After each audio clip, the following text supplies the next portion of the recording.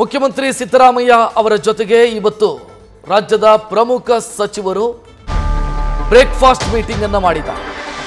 Breakfast meeting ನಲ್ಲಿ ಅನೇಕ ವಿಚಾರಗಳ ಬಗ್ಗೆ ಚರ್ಚೆಯಾಗಿದೆ. ಪ್ರಮುಖ ವಿಚಾರ ರಾಜ್ಯಪಾಲರು ಕೊಟ್ಟಿರುವಂತ ಶೋಕಾಸ್ ನೋಟಿಸ್, ಇದರ ಬಗ್ಗೆ ಚರ್ಚೆಯಾಗಿದೆ. ರಾಜ್ಯಪಾಲರ ನಡೆಯ ಕುರಿತು ಸಚಿವರು ಆಕ್ಷೇಪ ವ್ಯಕ್ತಪಡಿಸಿದ್ದಾರೆ. ಬೇರೆ ರಾಜ್ಯಗಳಂತೆ ಇಲ್ಲೂ ಕೂಡ ಸರ್ಕಾರ ಅಸ್ಥಿರಗೊಳಿಸುವಂತ ಪ್ರಯತ್ನ ಆಗ್ತಾ ಇದೆ. ರಾಜಕೀಯವಾಗಿ ಮತ್ತು ಕಾನೂನಾತ್ಮಕವಾಗಿ ಹೋರಾಟ ನಡೆಸಬೇಕು ಇದರ ವಿರುದ್ಧ ಅಂತ ಸಭೆಯಲ್ಲಿ ಸಚಿವರು ಸಿಎಂಗೆ ಸಲಹೆಯನ್ನು ಕೊಟ್ಟಿದ್ದಾರೆ. ರಾಜ್ಯಪಾಲರು ಕೊಟ್ಟಿರುವಂಥ ಶೋಕಾಸ್ ನೋಟಿಸ್, ನಿಮ್ಮ ವಿರುದ್ಧ ಪ್ರಾಸಿಕ್ಯೂಷನ್ಗೆ ಯಾಕೆ ಅನುಮತಿ ಕೊಡಬಾರದು ಅನ್ನೋದರ ಬಗ್ಗೆ ವಿವರಣೆ ಕೊಡಿ ಅಂತ ನೋಟಿಸ್ ಕೊಟ್ಟಿದ್ದಾರೆ. ಇದರ ಬೆನ್ನಿಗೆ ಇವತ್ತು ಉಪಹಾರ ಕೂಟ, ಬ್ರೇಕ್ಫಾಸ್ಟ್ ಮೀಟಿಂಗನ್ನು ಸಿಎಂ ತಮ್ಮ ಕಾವೇರಿ ನಿವಾಸದಲ್ಲಿ ಮಾಡಿದರು. ಆ ದೃಶ್ಯವನ್ನು ಕೂಡ ನೀವು ಗಮನಿಸ್ತಾ ಇದ್ದೀರಿ. ಅದರಲ್ಲಿ ಸಾಕಷ್ಟು ವಿಚಾರ ಚರ್ಚೆ ಆಗಿದೆ. ಪ್ರಮುಖವಾಗಿ ರಾಜ್ಯಪಾಲರು ಕೊಟ್ಟಿರುವಂಥ ನೋಟಿಸ್ ಅದು ಕಾನೂನು ಬಾಹಿರ ಅಂತ ಸಚಿವರು ಹೇಳ್ತಾ ಇರೋದು, ಮತ್ತು ಇದರ ವಿರುದ್ಧ ನಾವು ಕಾನೂನಾತ್ಮಕವಾಗಿ ಮತ್ತು ರಾಜಕೀಯವಾಗಿ ಹೋರಾಟವನ್ನು ಮಾಡಬೇಕು. ಬೇರೆ ಬೇರೆ ರಾಜ್ಯಗಳಲ್ಲಿ ಸರ್ಕಾರವನ್ನು ಅಸ್ಥಿರಗೊಳಿಸುವಂಥ ಪ್ರಯತ್ನಗಳೇನಾಗಿದೆ ಅಂದರೆ ಬಿಜೆಪಿಯೇತರ ಸರ್ಕಾರ ಇರುವಂಥ ರಾಜ್ಯಗಳಲ್ಲಿ ಅದೇ ರೀತಿ ಇಲ್ಲೂ ಕೂಡ ಮಾಡ್ತಿದ್ದಾರೆ. ಇದನ್ನು ರಾಜಕೀಯವಾಗಿ ಮತ್ತು ಕಾನೂನಾತ್ಮಕವಾಗಿ ನಾವು ಎದುರಿಸಬೇಕು ಅಂತ ಸಚಿವರು ಸಿಎಂ ಮುಂದೆ ಹೇಳಿದ್ದಾರೆ.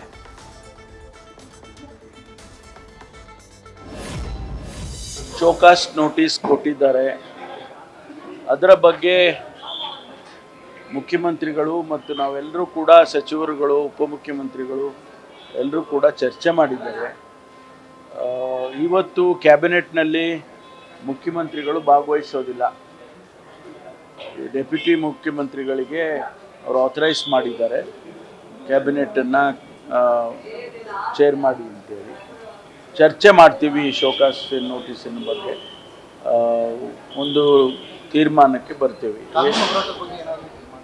ಇಲ್ಲ, ಅದೆಲ್ಲ ಕ್ಯಾಬಿನೆಟಲ್ಲಿ ಚರ್ಚೆ ಮಾಡ್ತೀವಿ. ಚರ್ಚೆ ಮಾಡಿದ ಮೇಲೆ ತಾನೇ ಚರ್ಚೆ ಮಾಡಿ ಏನು ತೀರ್ಮಾನ ಮಾಡಬೇಕು ಅಂತೇಳಿ ಕ್ಯಾಬಿನೆಟ್ಟು ತೀರ್ಮಾನ ಮಾಡುತ್ತೆ. ಅವರು ಮುಖ್ಯಮಂತ್ರಿಗಳ ಅಬ್ಸೆನ್ಸ್ನಲ್ಲೇ ಆಗಬೇಕು. ಯಾಕೆಂದರೆ ಸಿನ್ಸ್ ಮುಖ್ಯಮಂತ್ರಿಗಳೇ ಕೊಟ್ಟಿರೋದ್ರಿಂದ ಅವರು ಈ ಕ್ಯಾಬಿನೆಟ್ಟಿನ ಒಂದು ಭಾಗ ಆಗಬಾರ್ದು ಅಂತೇಳಿ ನಾವು ಅವರನ್ನು ನೀವು ಅಟೆಂಡ್ ಮಾಡೋದು ಬೇಡ ಅಂತ ಹೇಳಿ ರಿಕ್ವೆಸ್ಟ್ ಮಾಡಿದ್ದೇವೆ.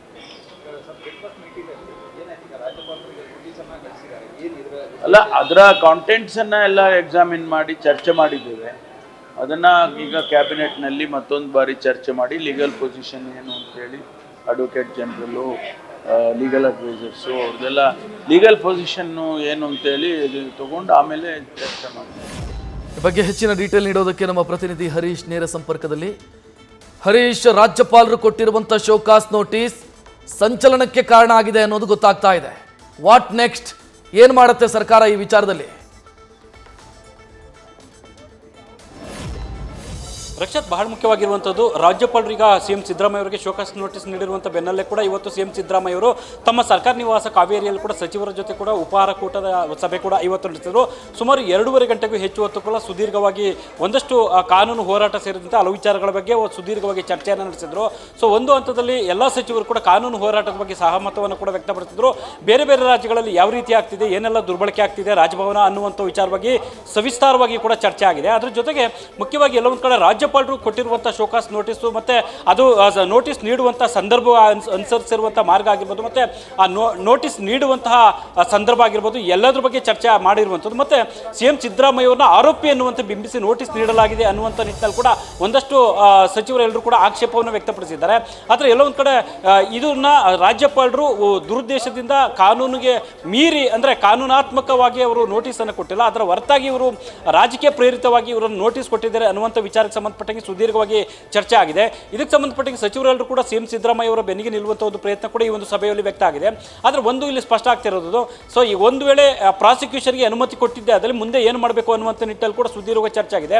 ಮತ್ತು ಮುಖ್ಯವಾಗಿ ಅಡ್ವೊಕೇಟ್ ಜನರಲ್ ಶಶಿಕಿರಣ್ ಶೆಟ್ಟಿ ಮತ್ತು ಕಾನೂನು ಸಲಹೆಗಾರ ಪನ್ನಣ್ಣ ಸೇರಿದಂತೆ ಎಲ್ಲರೂ ಕೂಡ ಕಾನೂನು ಸಂಬಂಧಪಟ್ಟಂಗೆ ಅಲ್ಲಿ ಕೂಡ ಅವರು ಒಂದಷ್ಟು ಅಭಿಪ್ರಾಯಗಳನ್ನ ವ್ಯಕ್ತಪಡಿಸಿರುವಂಥದ್ದು. ಮುಂದೆ ಅನುಮತಿ ಕೊಟ್ಟಿದ್ದೆ ಅದರಲ್ಲಿ ಪ್ರಾಸಿಕ್ಯೂಷನ್ಗೆ ನಾವು ನೇರವಾಗಿ ಕಾನೂನು ಹೋರಾಟವನ್ನು ಮಾಡಬೇಕು, ಇದನ್ನು ತಾರ್ಕಿಕ ಅಂತ್ಯಕ್ಕೆ ತೆಗೆದುಕೊಂಡು ಹೋಗಬೇಕು, ಮತ್ತು ಜನರು ಮುಂದೆ ತೆಗೆದುಕೊಂಡು ತೆಗೆದುಕೊಂಡು ಹೋಗೋಣ ಅನ್ನುವಂಥ ನಿಟ್ಟಿನಲ್ಲಿ ಕೂಡ ಚರ್ಚೆ ಆಗಿದೆ. ಅಂದರೆ ರಾಜಕೀಯವಾಗಿ ಅಷ್ಟೇ ಅಲ್ಲ, ಕಾನೂನಾತ್ಮಕವಾಗಿ ಕೂಡ ನಾವು ಹೋರಾಟವನ್ನು ಮಾಡೋಣ ಅನ್ನುವಂಥ ನಿಟ್ಟಿನಲ್ಲಿ ಕೂಡ ತೀರ್ಮಾನ ಆಗಿದೆ.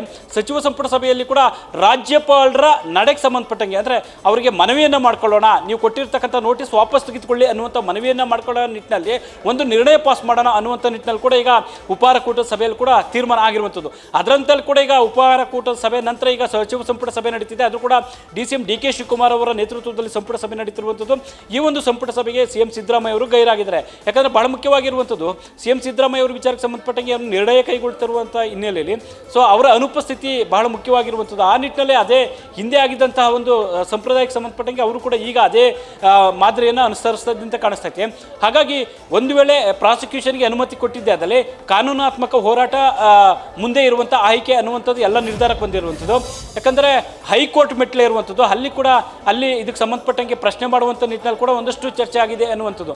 ಅಂತಿಮವಾಗಿ ಒಟ್ಟಾರೆ ನೋಡೋದಾದರೆ ಸದ್ಯಕ್ಕೆ ಈ ಒಂದು ವಿಚಾರಕ್ಕೆ ಸಂಬಂಧಪಟ್ಟಂಗೆ ಕಾನೂನಾತ್ಮಕವಾಗಿ ಹೋರಾಟ ಮಾಡುವಂಥ ನಿಟ್ಟಿನಲ್ಲಿ ನಿರ್ಧಾರವನ್ನು ಕೈಗೊಂಡಿರುವಂಥದ್ದು. ರಕ್ಷಾತ್, ಧನ್ಯವಾದ ಹರೀಶ್ ಮಾಹಿತಿಗೆ.